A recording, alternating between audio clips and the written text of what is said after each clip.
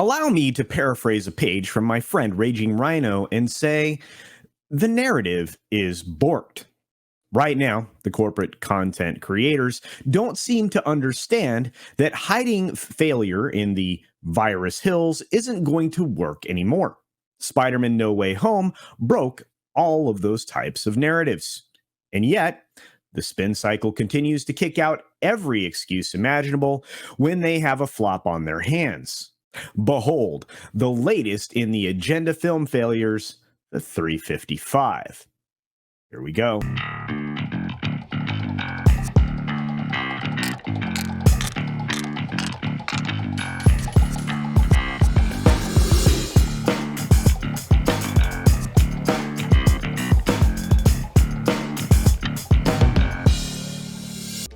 The narrative can't protect the flops anymore. I've been saying this since the opening Sunday morning when the numbers for Superman No Way Home, Superman No Way Home, Superman No Way Home, Spider-Man No Way Home started to open everybody's eyes.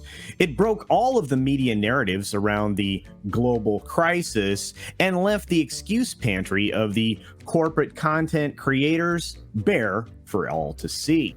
People are interested in seeing good films, good entertainment. The fear level has dwindled down considerably, and the efforts to ramp it back up with the latest Loki, variant, isn't working out very well right now. Don't get me wrong, there are still people living in fear, but there are more people out there that are actually living their lives. Sports arenas, stadiums, all of the wonderful places like that in the free states are they're full. You can hear the colorful cheers directed at the corporate overlord's hand-picked leader of the executive branch of government over pretty much all else in many of these locations. Again, a huge portion of the population is just moving on. So when I saw this article out of the Hollywood Reporter, I could not repress a chuckle. There seems to be a huge disconnect between the trade press right now and pretty much everyone else. Well, actually all of the corporate content creators. They don't seem to understand that the message is failing. No matter how long they flop on the floor having a temper tantrum, people are done with the propaganda and they're spotting it from a mile away. This headline reads, Box Office Female Spy Action Pick, the 355, struggling amid Omicron surge. Seriously, this film is competing right now with the fourth weekend of Spider-Man No Way Home, and I think the second or third weekend of Sing 2. Not to mention some other films that have been out there for a little while. More of this in just a moment, but let's read this article. Here we go. The Jessica Chastain-led film is opening amid a surge in the Omicron that are spooking already cautious older female moviegoers. Well, there's a lie, but we'll get to that in a second. The star-packed female action pick, the 355, is failing in its box office debut, grossing just $1.7 million from 3,145 theaters on Friday, not counting the $350,000 that it made the day before, by the way, or maybe that is counting it. Who cares? They're projected to open at about $4 million. Well, in this article, it's a little wrong. It's like closer to 5. It's 4.7, 4.8 million, which is probably where it'll end up. The movie's poor showing comes as a surge of the Moronacron cases due to the highly infectious Moronacon variant further spooks older female moviegoers. This is a lie. The target demo for the 355, Simon Kinberg directs the film, which stars Jessica Chastain, Penelope Cruz, Fan Bingbing, Diane Kruger, and Lupita Nyong'o. I don't know how to say that. I'm sorry. Poor reviews aren't helping. Really? Audiences liking it more, giving it a movie grade of B+, according to CinemaScore. The 355 is a passion project for Chastain, is from Universal and Film Nation, and is the first Hollywood studio release of 2022. Well, that's unfortunate. Friday's audience was led by females. Really? 52%. Oh, so not really. That's not a significant number. With 80% of the ticket buyers over age 35, including 38% over 45. So half of the ticket buyers were over 45. I thought that, well, that's a healthy mix. The 355 is tipped to come in third for the weekend behind holdovers Spider-Man No Way Home and Sing 2. No Way Home is staying atop the chart and earned roughly $8 million on Friday from 4,012 theaters for a projected weekend of $30 million. Wow. By Sunday, the Sony and Marvel's picks domestic total should be close to $670 million, one of the best numbers of all time. Yeah, no kidding. Thanks to male moviegoers 18 to 34. Notice they are not giving us the actual breakdown demographically there, because it's not really skewing that much in either direction. This is the problem with the other narrative. Someday we'll talk about that. Anyway, Universal and Illumination's Sing 2 is holding at number 2 with a projected weekend of $10.3 million. That's a kid's film. Guess what? Mothers and fathers are taking their kids to see this film, Sing 2.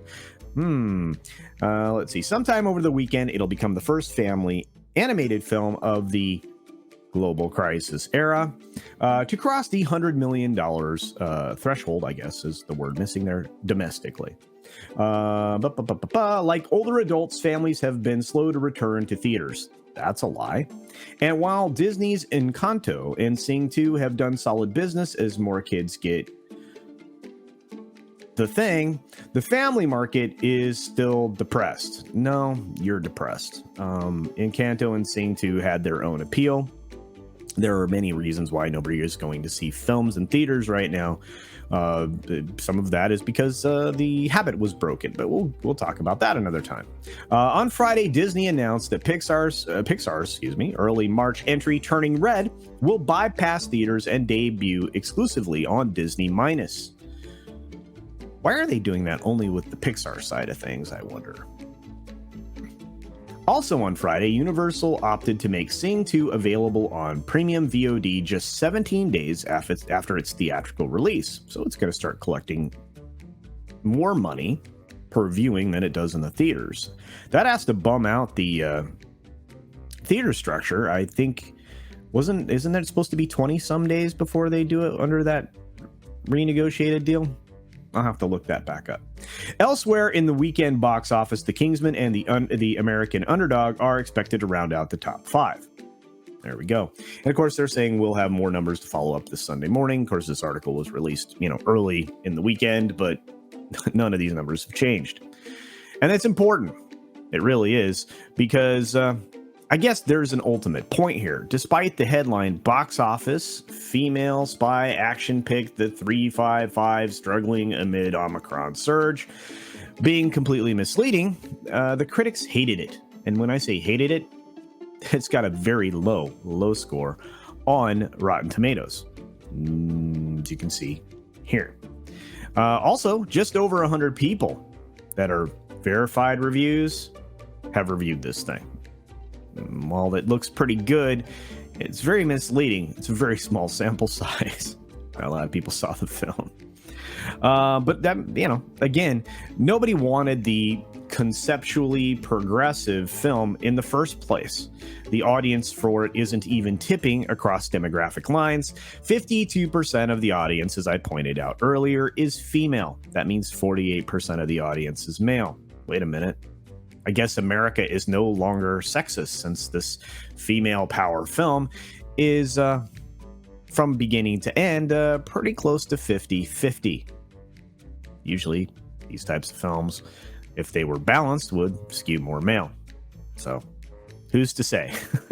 You can't even make an argument that it's based on age, as 80% of the audience was over 35. Like I mentioned when I was reading the article, that means half of the audience was over 45, according to their own data. So it really isn't have anything to do with one or the other. But let's contrast with the narrative-breaking Spider-Man, shall we? Spider-Man No Way Home is set to add $30 million in the fourth weekend at the box office. Again, almost everybody's seen this film at this point, at least here in North America.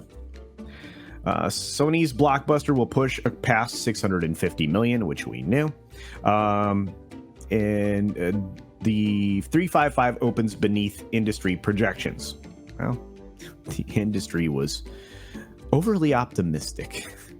Anyway, Jeremy Fuster writes, Sony Marvel Studios' Spider-Man No Way Home is keeping its tight grip on the #1 spot at the box office, taking in $8.3 million on its fourth Friday in theaters for an estimated $30 million weekend, which it should hit. Enough to push its overall domestic total past the $650 million mark. Awesome. That would push the latest Spider-Man film past the domestic run of Jurassic World and put it on the doorstep of the top 5 highest grossing films in North American history, with the number 5 spot currently belonging to Avengers Infinity War with $672 million. Worldwide, the film will cross $1.4 billion and pass the global run of the Avengers Age of Ultron. We're getting closer to the number I thought it would be. Meanwhile, there's good and bad news for Universal this weekend. The good news is that the studio now has the first animated film of the global crisis era to gross $100 million domestic, as Illumination's Sing 2 will cross the milestone in its third weekend in theaters, while the studio released the film as a digital rental on Friday as part of its theatrical window. With theaters, Sing 2 is also adding an estimated $10.3 million in its third weekend to bring its total to $107 million. In other words, this animated kids film that requires adults and children alike to attend, many of them mothers, those are female, made more money in its debut more money in its third weekend than the debut of the 355. And again, here it is in the article. The bad news is that Universal's newest release, the 355, is opening poorly at the box office with just $1.7 million grossed on Friday and an estimated opening of $4.3 million. I think, again, it's going to come in around 4.8. So about half of what the third weekend of Sing 2 is. Oh, they were shooting for much higher than that at 5 to 7 million. Again, I'm not going to repeat all this stuff, but 27% on Rotten Tomatoes for the 355 from the critics, and at its highest, 83% on a Rotten Tomatoes from just over 100 verified reviewers, which, you know, who's doing that? B+ on Cinema Score. Well, I guess if you wanted to see this film, you wanted to think that you liked it, so there you go. There are many other holdouts that round out the top 5, and I won't go too far into that. But let me put it this way. There is no fear going into the movies right now. People just want to see good films, and they don't want to spend their time getting lectured to. They don't want to listen to a soliloquy or a sermon. They don't want propaganda. The corporate content creators have zero legs to stand on. Maybe they don't even realize how ridiculous they look right now. Maybe they actually still see the new clothes on their emperor. But hey, I've rambled on for a couple of minutes. So what do you think? Are the corporate content creators trades oblivious to the truth? Are they aware and still continuing to push this very big lie? Or are there other things that I may have missed here? I don't think so. I think it's pretty obvious. But go ahead and leave your comments down below. And, you know, let's talk about it. I like to do that. In closing, I'm going to say the same stuff I always say. Support other independent content creators out there on the platform, as they certainly could use your support. And again, they're giving you their best analysis and breakdown of the actual news around entertainment, pop culture, even actual news items, sports, etc., etc. Your support means the world to them, and it actually helps with building their channels, but fighting the current algorithm, which is obviously weighted to the corporate content creators. With that being said, be sure to take care of yourself, take care of others, wash your hands, of course, because it's good hygiene. And until next time, thanks for visiting today. Be sure you're subscribed and hit that for alerts. Yay! Of course, like and share all of the videos that you can, as it helps with the algorithm. Have a great day.